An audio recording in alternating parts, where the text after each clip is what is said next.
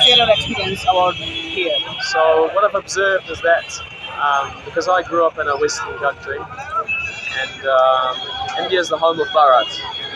This is where the religion and the knowledge of the Vedas, eternal knowledge of the soul and how our relationship with Bhagavan was best preserved over the last few millennia. And what I've seen is that India is starting to become infiltrated by Western culture, which is predominated by this idea that there's no meaning in life, there is no God, atheism, and meaning is created by our desires. So we create our own meaning, and this is not what's taught in the Vedas. And you see people, this idea of freedom being sold. Freedom, I'm happy by doing the things I want to do. This is actually our samskars. This is not freedom.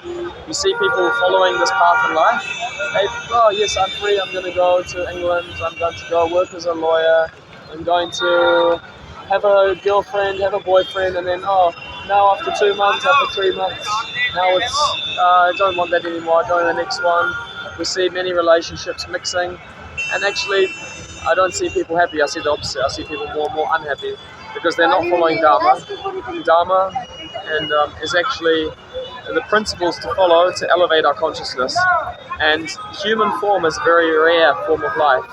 It's in the Bhagavad Purana, Srimad Bhagavatam, it says, Labdva Sukula Bhavi Ganga Sambhavante Manusyam Arthadam Anita Apiyadira Tona Yateta Napateta Mulutu Yavan Nishreya Shaya Vishayan Kalu Sarvakasya.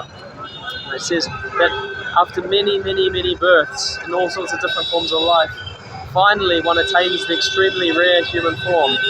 And so an intelligent person will not lose a moment and endeavor for the highest goal of life, which is realizing what is my relationship with God, Sri Krishna, and how can I find the eternal happiness of the Atma. And so what I've seen in India is many students or young people following this Western culture because it's appealing. But this is not long term, this will not lead one to happiness. So my appeal to all your students to read Bhagavad Gita. So what message do you want to give to my students? That's just following your desires will not give you happiness. And actually, you live in a country where religion is still strong, and religious values are not just made up, they actually come from God.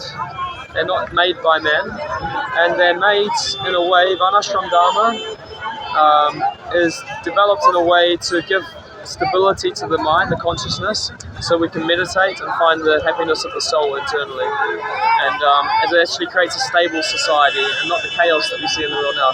So I encourage students to read the Bhagavad Gita especially, study it, find someone, come to Vrindavan, and come and hear from sadhus, and come and try and understand. Make some time every day, get up early, make some time every day to chant the Maha Mantra, the great mantra, and this will purify our consciousness and make us more peaceful. So it's not just good for spiritual practice, it's good for everyday life. So that's my... Thank you very much for such a precious time. Thank you.